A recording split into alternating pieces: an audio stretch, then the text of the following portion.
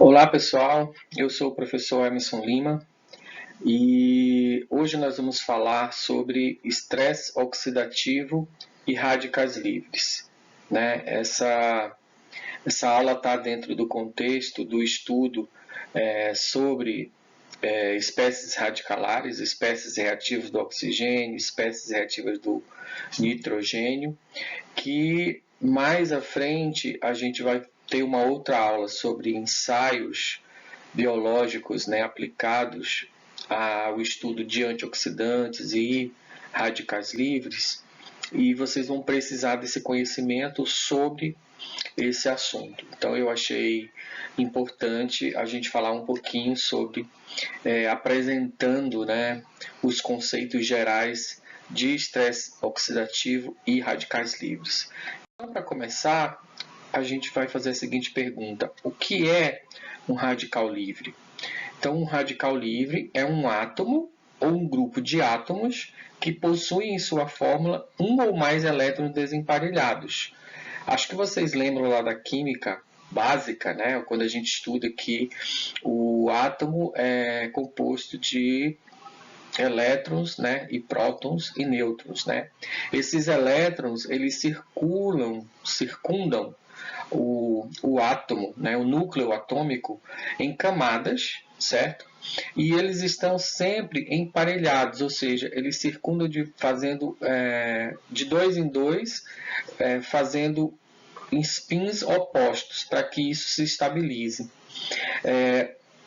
Quando esses elétrons eles estão presentes num orbital de forma isolada, ou seja, sem estar presente o seu par, ele então é um elétron desemparelhado, certo? E isso faz com que a molécula se torne bastante instável, né? Tanto é que essa molécula ela tende a perder rapidamente esse elétron, né, para uma outra molécula ou capturar um elétron de uma outra molécula. Então isso é o que gera a instabilidade de um radical livre. Tá bom? Isso na química, na biologia, essas reações radicalares, elas são bastante utilizadas, bastante estudadas, né? Na química, por exemplo, isso é muito usado em reações, né, para fazer síntese de polímeros, de compostos, e na biologia também existe um grande número de estudos relacionando qual é o papel desses radicais livres no organismo, né? Quais são os papéis benéficos ou os papéis maléficos desses radicais livres no organismo. Então, na aula de hoje, eu vou apresentar para vocês os principais radicais livres, né, de interesse biológico, e também quais são as implicações desses radicais livres para a nossa saúde. Primeira questão, aí uma questão importante, mais de formatação, você que é um aluno de pós-graduação, na hora que você for escrever, né, que você for fazer a notação dessa espécie radicalar, é interessante você fazer isso de uma forma correta, né? Então, toda vez que existe a molécula e tem um radical livre, ela tem como notação correta esse pontinho preto sobrescrito aqui. Você vai lá e inserir no seu programa, lá no Word, por exemplo, e tem uma bolinha preta, você pode colocar do lado da molécula e colocar ela sobrescrito. Com isso, você está fazendo a notação. Quem for ler esse seu texto vai entender que aquela molécula é uma molécula que contenha um elétron desemparelhado, tá bom? Então, isso é a forma correta da gente fazer a notação, a escrita desse radical, né? Na biologia, nem todas as moléculas que têm uma ação, digamos, maléfica, que vem do oxigênio, elas são radicais livres, ou seja, elas têm aquele elétron desemparelhado. Por isso que biologicamente é mais correto a gente chamar essas moléculas de espécies reativas do oxigênio ou espécies reativas do nitrogênio, né? Que são essas moléculas capazes de induzir essa resposta oxidativa num determinado tecido, né, num determinado ambiente, ok? Então, a gente sempre vai falar de espécies reativas do oxigênio, que pode ser ero, né, em português, eros, ou ROS, que é de Reactive Oxygen Species, em inglês, ou RNS em inglês também, né? Reactive Nitrogen Species. Tá bom? Então, toda vez que vocês virem isso, vocês vão entender que são as espécies reativas do oxigênio ou as espécies reativas do nitrogênio. Quais são essas principais espécies e aquelas que têm mais interesse biológico? Ok? Vamos lá. Do lado aqui do oxigênio, a gente tem o radical hidroxil ou hidroxila, né? O radical hidroxila. Olha, preste atenção que aqui você tem a bolinha, né? O pontinho, mostrando que ele tem um elétron desemparelhado aqui no oxigênio. Essa molécula é um dos radicais mais deletérios que existem, ou seja, mais capazes de rapidamente induzir uma resposta sobre outra molécula, certo? Então, é altamente deletério o radical hidroxila.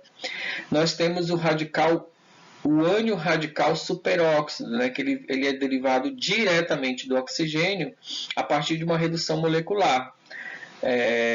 Veja que ele é um ânion, né, e mesmo assim ele contém um elétron desemparelhado.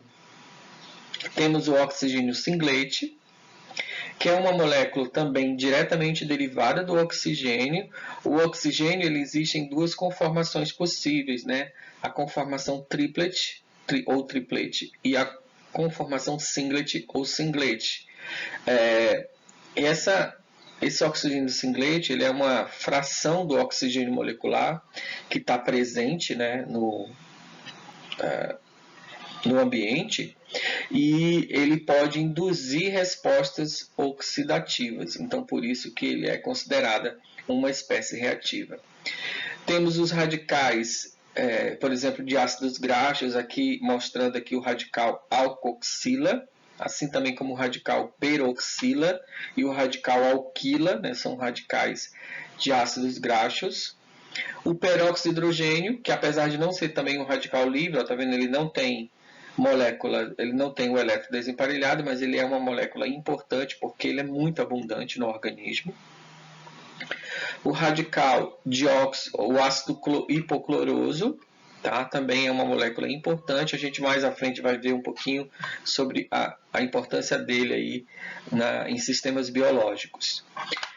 Do lado do nitrogênio, a gente tem o óxido nítrico, que é um radical, mas ele é um radical, digamos, vamos dizer que ele é um radical bonzinho, né? Um radical que tem inúmeras funções biológicas aí importantes, como controle de infecções, né? Ele é um vasodilatador, né? Então ele tem uma série de funções biológicas importantes. O ânion peróxido nitrito, que é formado a partir do óxido nítrico, né, em meio ácido, aí já é uma espécie um pouco mais, ela é uma espécie deletéria, né, totalmente deletéria para o organismo, e o radical de óxido de nitrogênio. Então essas são as principais espécies do nitrogênio, não são todas, tá? Mas as principais que têm funções biológicas, e a gente vai na aula de hoje tentar falar um pouco sobre elas. O efeito deletério dos radicais livres está muito relacionado à meia-vida, ou seja, quanto menor a meia-vida do radical, maior é esse efeito deletério. Eu disse para vocês que o radical hidroxila é um dos mais deletérios. Olha só, a meia-vida dele é a menor, né? 10 a menos 9 segundos, né? Então isso é muito pequeno, é muito rápido. Ou seja, rapidamente ele tenta se desestabilizar outras moléculas, certo? Aí vem o radical alcoxil, o oxigênio singlete, o ânion peróxido nitrito, radical peroxila já tem uma meia-vida de 7 segundos, o óxido nítrico de 1 a 10 segundos, aí vem o radical semiquinona, que aí já é um antioxidante, né? Peróxido de hidrogênio, o ânion radical superóxido, que aí você já tem concentrações biológicas capazes de serem mensuradas, né? Tá vendo aqui, ó? O ânion radical superóxido e o ácido hipocloroso. Então, essas são moléculas que, essas últimas aqui, ó, já podem ser medidas em sistemas biológicos, porque elas existem em minutos, 5 minutos, até 10 minutos, tá vendo? Ou até mesmo horas no organismo e eu consigo medi-las. Essas últimas aqui, essas primeiras, elas diretamente são muito difíceis de serem mensuradas, mas isso vai ser tema de uma outra aula do curso, né, mais à frente, tá bom? Mas só para a gente entender como que essas espécies funcionam e o porquê, né, delas serem tão deletérias. Né? Isso tem muita relação com esse tempo de meia-vida também. Como que esses radicais livres, essas espécies reativas, se originam no nosso organismo? Eu tenho basicamente 2 tipos de fontes, né, de radicais livres. As fontes endógenas e as fontes exógenas. Fontes exógenas, né? Vamos falar aqui das fontes exógenas. Exemplo, primeiro, radiações, né? As radiações são fontes muito importantes de espécies radicalares, né? Começando a gente falar, por exemplo, das radiações ionizantes, né? Os raios gama, por exemplo, né, que é usado na radioterapia, elas causam a ação tóxica sobre as células através da homólise da água. Elas vão quebrar a água, né, em umas 2 espécies, o radical de hidrogênio e o radical hidroxila, produzindo então espécies reativas capazes de atuar sobre as células cancerígenas, certo? Então, primeiro exemplo aí são essas radiações ionizantes. As radiações não ionizantes, como por exemplo as ondas eletromagnéticas, raio de ultrassom, micro-ondas, né, são também capazes de induzir respostas dessa natureza. Acho que vocês já ouviram falar, por exemplo, de pessoas que podem desenvolver câncer, se ficam muito tempo expostas à radiação de celular, por exemplo, né? Isso não é totalmente infundado, essa afirmação, né? Já foi mostrado, por exemplo, em cultura de células, que radiações são capazes de induzir mutações. Agora, se uma exposição prolongada à radiação não ionizante é capaz de causar um câncer, isso ainda não é totalmente comprovado, certo? Mas que essas radiações são capazes de induzir respostas maléficas, isso sim, com certeza, isso já está bem comprovado. Uso de cigarros, né? Fumo. O cigarro, ele tem na sua composição centenas de substâncias radicalares, como eles podem induzir um processo radicalar no organismo, né? Drogas, aí quando eu falo drogas também estão incluídos medicamentos, né? Calor, pesticidas, infecções. As infecções, elas são fontes muito importantes de radicais livres, uma vez que nosso organismo, para se defender das bactérias, dos agressores, eles produzem espécies radicalares. Ó. Aqui tem um exemplo de uma reação que acontece em macrófago, a mieloperoxidase, que é uma enzima presente em macrófagos, na presença de peróxido de hidrogênio, produz o ácido hipocloroso, né? Esse ácido hipocloroso é capaz de gerar o oxigênio singlete, e esse oxigênio singlete é o que é responsável pelo controle de algumas infecções, né? Ele é um agente citotóxico e também tóxico para os xenobióticos, para parasitas, por exemplo. Eles são capazes de induzir uma resposta na membrana desses parasitas ou fungos e levá-los à morte. Então, para que ocorra um processo de cura, né, numa infecção, o organismo ele lança a mão desse processo oxidativo. Isso é de tudo ruim? Não. É bom, porque na verdade é necessário para que eu faça o controle dessa infecção. Mas se ele for exacerbado, ele pode extrapolar para as células normais, certo? E isso pode ser ruim para a gente. Uma outra situação que gera espécie reativa, a hiperóxia, né? Toda vez que eu tenho um aumento do aporte de oxigênio no tecido, eu tenho aumento de espécies reativas do oxigênio, né? Uma vez que eu tenho mais oxigênio sendo reperfundido. Por exemplo, situações de infarto, né? Que tem na hora que ocorre uma reoxigenação, eu tenho ali uma série de enzimas que produzem espécies reativas e são muito deletérias para aquele tecido.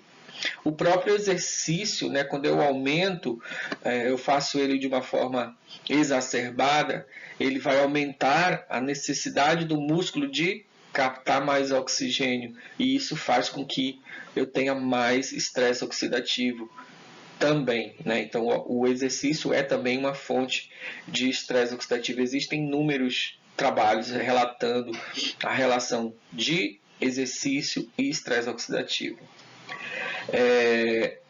A poluição do ar, assim como o cigarro, né? Tem várias substâncias que são radicalares, os monóxidos de carbono, os dióxidos de nitrogênio, que são substâncias capazes de induzir respostas oxidativas nos tecidos, tá bom? Então essas são as principais fontes exógenas. Agora vamos falar das fontes endógenas, né? Que talvez sejam as mais importantes aí como fontes geradoras de espécies reativas de oxigênio. Então, a síntese de prostaglandinas, acho que vocês lembram na bioquímica básica, né? Você tem lá a cascata do ácido araquidônico, onde você tem a ação de enzimas capazes de formar endoperóxidos, né? Tromboxano, prostaciclinas, né?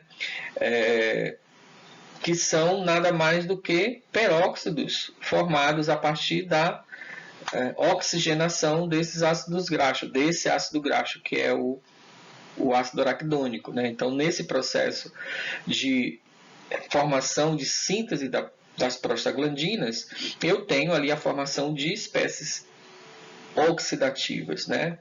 Então, e isso ocorre muito em que? Na inflamação, né? Então, a inflamação, que vai ser um tópico também do nosso curso de ensaios biológicos, ele é uma fonte geradora de radicais livres. Então, quando eu estudo inflamação, normalmente eu também posso incluir aí no caminho das análises, eu posso incluir métodos para avaliar o estresse oxidativo, porque elas estão intrinsecamente relacionadas, certo? A relação do processo inflamatório com a formação de espécies reativas, principalmente de oxigênio, mas também de nitrogênio. A cadeia respiratória, né? A cadeia respiratória é a principal fonte de geração de espécies reativas, né? Então aqui, ó, se a gente olhar aqui em cima, na cadeia respiratória é isso aqui que acontece, né? Você tem a redução do oxigênio, uma parte significativa do oxigênio que entra na cadeia respiratória, de 2 a 5% se transforma em antirradical superóxido. Esse antirradical superóxido, por exemplo, na presença de óxido nítrico, forma o peróxido nitrito. Em meio a ácido, esse peróxido nitrito, ele pode gerar o dióxido de nitrogênio, que é um radical super perigoso, né? Super maléfico, super deletério. Vamos aqui embaixo. Esse ânion radical superóxido, a gente tem enzimas capazes de fazer a desmutação dele, né? Que a gente vai falar daqui a pouco, ou numa outra aula, que é a SOD, por exemplo, superóxido desmutase, produzindo a partir do ânion radical superóxido, peróxido de hidrogênio. Esse peróxido de hidrogênio, na presença, por exemplo, de metais redutores, aqui o exemplo ferro, pode gerar o radical hidroxila, né? Mas ele também pode sofrer ação, por exemplo, da catalase, produzindo oxigênio e água, né? Certo? Que é o normal, mas uma parte dele pode ir, se ele tiver ali metais redutores ou uma condição que favoreça, uma parte dele pode gerar radical hidroxila e isso ser deletério para o nosso organismo.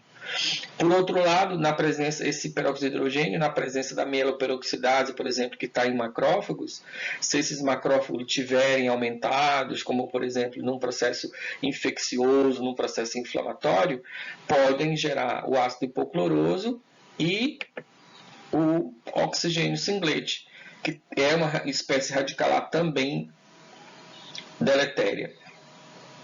Quando eu falo deletéria, por exemplo, tanto o oxigênio singlete quanto o radical hidroxila, eles são capazes, por exemplo, de dar início à peroxidação lipídica, né, que é o desequilíbrio da membrana celular. Por isso que eu falo que eles são deletérios, né, mais deletérios. Então, um dos fatos, uma das razões de eles serem deletérios é que eles podem dar início à peroxidação lipídica, que a gente vai ver um pouquinho mais à frente.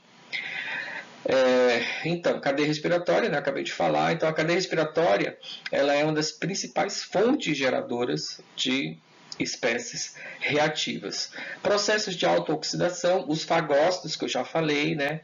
A própria oxihemoglobina, né? Uma fonte de espécies radicalares. Enzimas oxidativas, a gente tem algumas aí importantes capazes de gerar espécies e o acúmulo de metabólitos reduzidos, né? Então esses metabólitos reduzidos também são capazes de, em alguns casos, favorecer o processo de formação de espécies reativas, tá? Então essas são a origem das principais espécies reativas presentes no nosso organismo. A gente falou aqui algumas, né? Vamos lá. Só recapitulando: dióxido de nitrogênio, ânion radical superóxido, peróxido de hidrogênio, radical hidroxila, ânion radical superóxido e oxigênio singlete, tá bom? Vamos decorar essas espécies como as mais importantes aí do ponto de vista biológico. Então, eu falei que algumas enzimas, né, são geradoras de radicais livres. Aqui tem alguns exemplos, né? A xantina oxidase, né? A xantina oxidase vai agir sobre a xantina. Ela está envolvida, por exemplo, na síntese de ácido úrico, né? Essa enzima, produzindo tanto o ânion radical superóxido quanto o peróxido de hidrogênio. NADPH oxidase, produzindo o radical superóxido. Aminoxidase, produzindo peróxido de hidrogênio. Mieloperoxidase, né? Já falei, né? Ela produz aí o oxigênio singlete. Lá no final, né? Pode produzir, por exemplo, o ácido hipocloroso e depois dar origem ao oxigênio singlete. NADPH oxidase, já falei ali na frente. A aldeído oxidase. Então, são enzimas capazes de, no seu próprio processo metabólico, produzir espécies reativas, tá bom? Fontes não enzimáticas, né? O ferro, a hemoglobina, as catecolaminas, né? A flavina reduzida, a coenzima Q, todas essas são substâncias que podem interagir com o oxigênio molecular, produzindo ânion radical superóxido. E esse ânion radical superóxido a gente já viu que ele produz peróxido de hidrogênio, que pode gerar radical hidroxila, certo? Bem, quando a gente fala de estresse oxidativo, a gente fala que aquele tecido ele está sobre um sistema em que eu tenho uma exacerbação dos radicais livres ou das espécies reativas quando eu comparo com o meu sistema antioxidante, tá? É isso que se entende. Essa figura dessa balança, ela é muito questionada até pelos estudiosos dessa área. Por quê? Porque não é bem um equilíbrio, né? Dependendo do tecido, eu posso ter normalmente uma situação em que os meus níveis de espécies reativas são maiores do que os antioxidantes. Isso é normal para aquele tecido.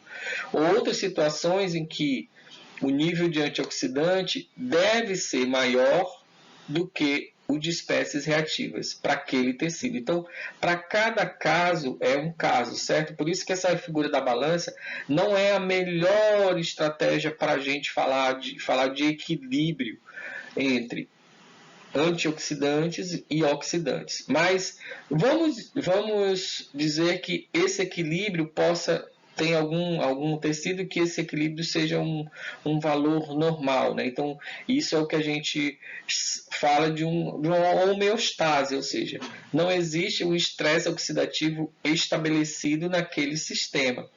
Mas, quando eu tenho ou uma diminuição dos antioxidantes ou um aumento da produção de oxidantes, aí eu tenho o desequilíbrio, tá? Que aí eu chamo que aquele tecido ou que aquele ambiente está sob estresse oxidativo, ok? Onde a concentração ou existe uma exacerbação da resposta oxidativa contrapondo uma proteção ou uma resposta antioxidante. Na aula de hoje a gente vai falar só das espécies reativas. A segunda aula, que eu vou postar logo em seguida, a gente vai falar do nosso sistema antioxidante, tá bom? Mas hoje a gente vai falar só das espécies reativas, para vocês entenderem quais são elas e como que elas podem danificar os tecidos. Mas assim, é importante a gente entender que é muito difícil, através da medida, por exemplo, só de espécies reativas, eu dizer que aquele organismo, que aquele ambiente, ele tem um estresse oxidativo, entendeu? Porque eu não fiz a medida do outro lado. Então eu preciso, para eu poder diagnosticar um estresse oxidativo, o ideal eu tenho que dosar tanto substâncias oxidantes quanto substâncias antioxidantes, para eu poder dizer, não, realmente esse sistema está sob estresse oxidativo porque houve uma diminuição da enzima tal, ou porque realmente essa enzima aumentou a sua expressão porque o sistema está sob estresse oxidativo, entendeu? Então é interessante que eu tenha a medida tanto do lado oxidativo quanto do lado antioxidante, para eu poder dizer com mais certeza que aquele organismo, que aquele ambiente, que aquele tecido está sob estresse oxidativo, tá bom? Como que esses radicais livres, como que essas espécies reativas, elas são capazes de produzir injúria celular, né? São capazes de produzir dano celular. Os radicais livres ou as espécies reativas são capazes de induzir danos em lipídios, em proteínas, em açúcares ou carboidratos e no próprio DNA. Vamos começar aqui dos açúcares. Nos açúcares, as reações oxidativas, as espécies oxidativas formam o que a gente chama de produtos de Amadori. E essas reações de formação de compostos de Amadori formam os AIDS, os produtos avançados de glicação, tá? Pentosidina é um exemplo, por exemplo, de um AGE, né? Um produto avançado de glicação. Esses produtos avançados de glicação, Por exemplo, em pacientes diabéticos estão relacionados às principais comorbidades dos pacientes, como retinopatia, neuropatia, né, nefropatia. Então, tem uma relação direta da presença desses AGS, desses AIDS, com essas comorbidades, né?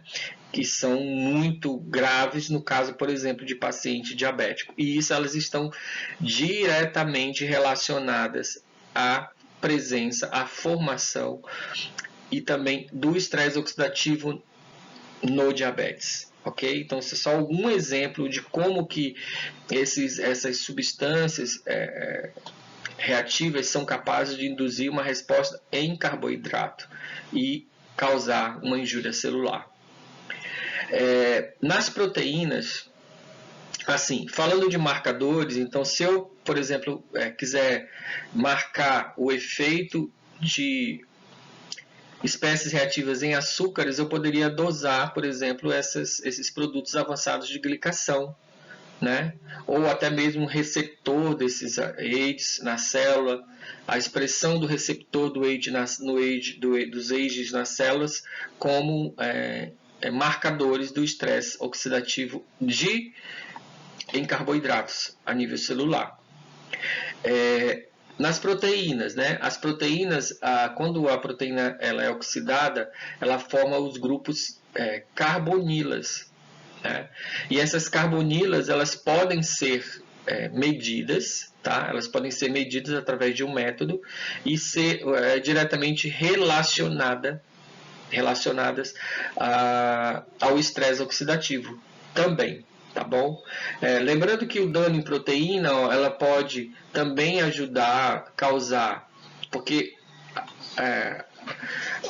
a comunicação da célula com o exterior se dá através de canais, né? Canais, e esses canais são muito dependentes de proteínas. Então, se eu altero a composição dessas proteínas, eu altero essa comunicação celular e isso desestabiliza a célula, tá bom? Então é uma ação muito deletéria para a célula eu alterar também essas proteínas. A nível de DNA, essas espécies radicalares são capazes de causar alterações nas fitas de DNA. Existem métodos também capazes de identificar essas alterações a nível de DNA, alterações oxidativas a nível de DNA nos ácidos nucleicos. Eu consigo medir isso. As alterações de DNA são graves porque elas podem estar relacionadas, por exemplo, a mutações, né? E essas mutações têm relação, por exemplo, com câncer, né? Com formação de células tumorais, células cancerígenas. Então, esses radicais livres podem estar relacionados diretamente à formação de mutações e, consequentemente, alguns tipos de câncer ou tumor, né? Então, existem também sistemas biológicos, aí, sistemas de medição capazes de medir, né, a presença dessas espécies produzidas a partir da ação de espécies reativas em sistemas em DNA, né, em ácidos nucleicos.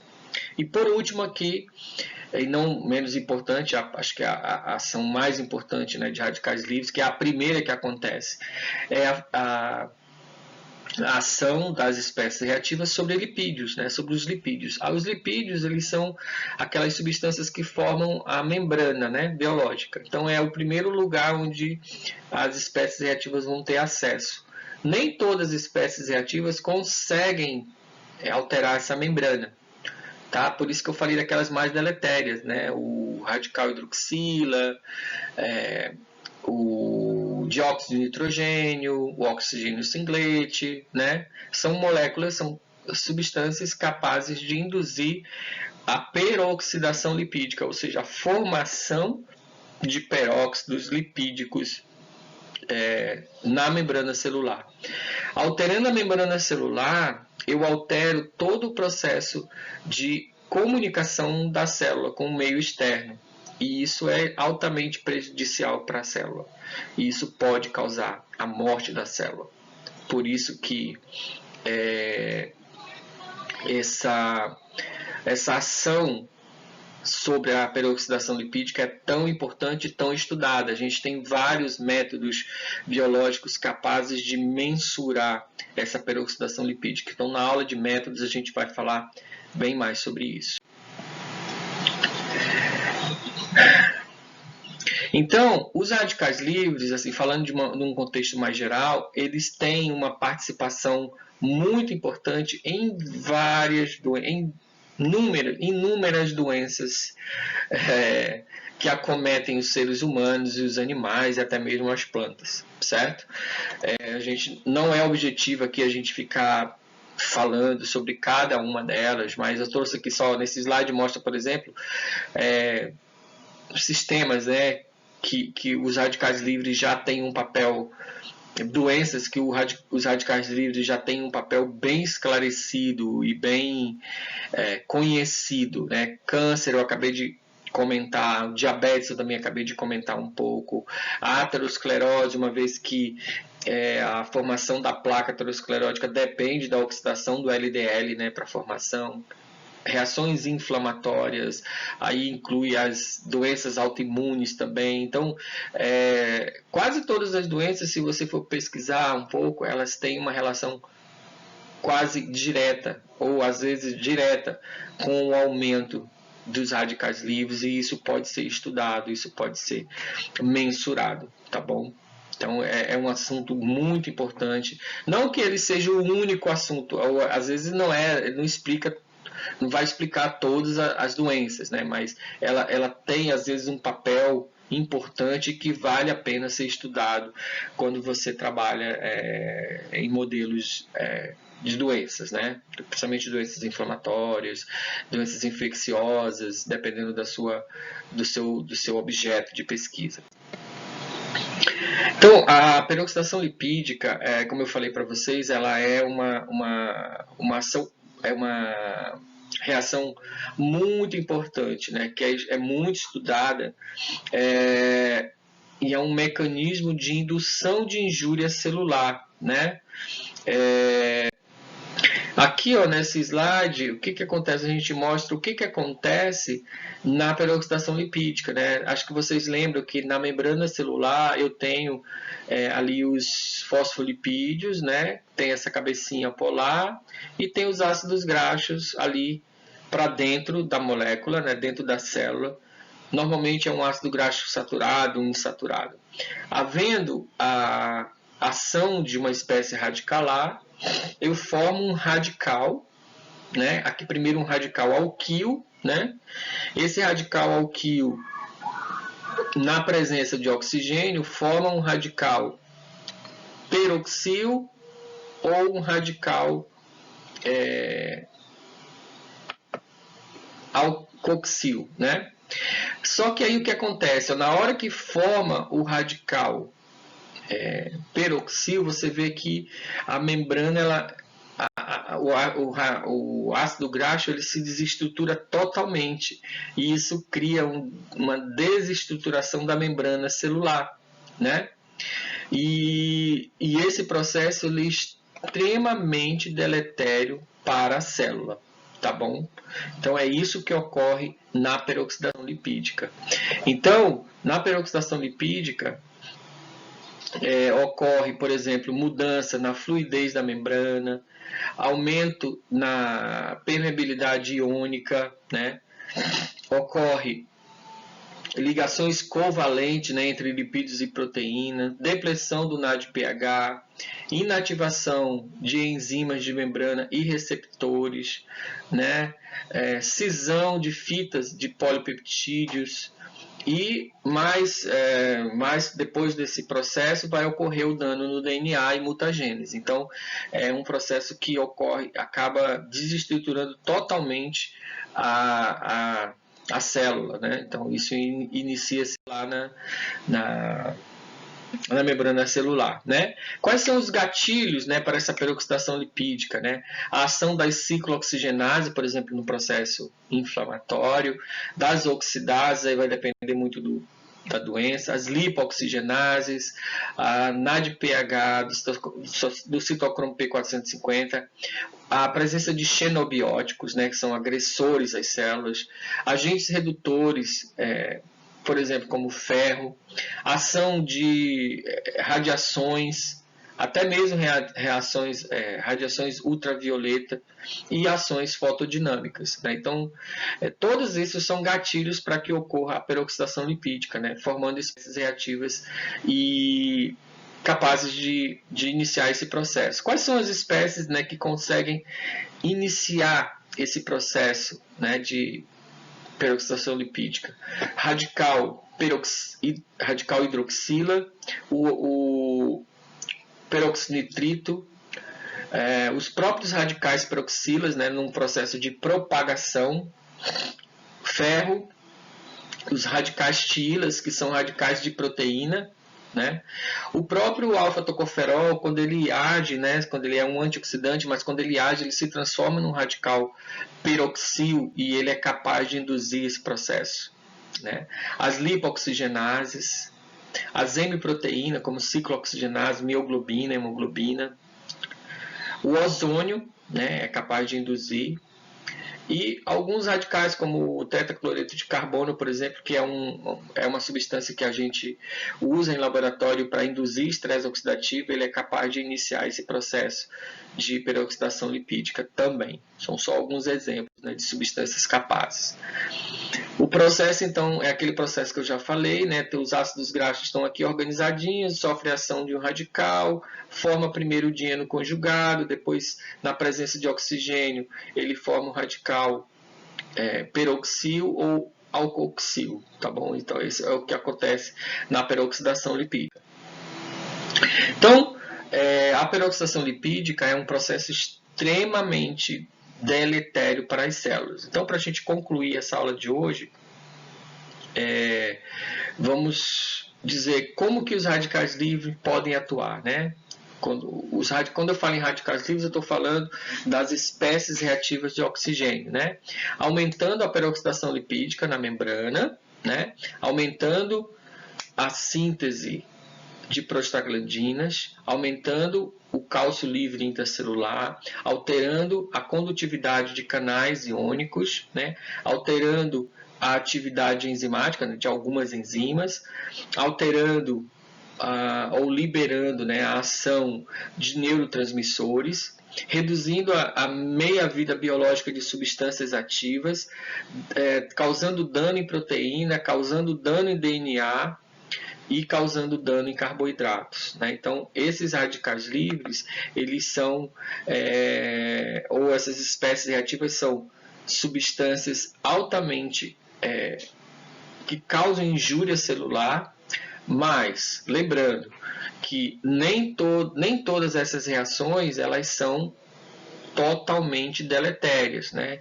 Em alguns casos, essas reações elas são importantes para o próprio funcionamento da célula. O que a gente tem que evitar, ou o que a gente tem que estudar para entender, é se naquele tecido ou naquele ambiente existe uma exacerbação do estresse oxidativo, principalmente quando a gente coloca em contraponto o sistema antioxidante, que vai ser o objeto da nossa próxima aula, onde eu vou explicar quais são esses antioxidantes que estão lá disponíveis e que podem equilibrar esse estresse oxidativo. Tá bom? Então, eu espero que vocês tenham entendido o que é o estresse oxidativo, quais são as principais espécies reativas que têm mais importância biológica, tá bom? Que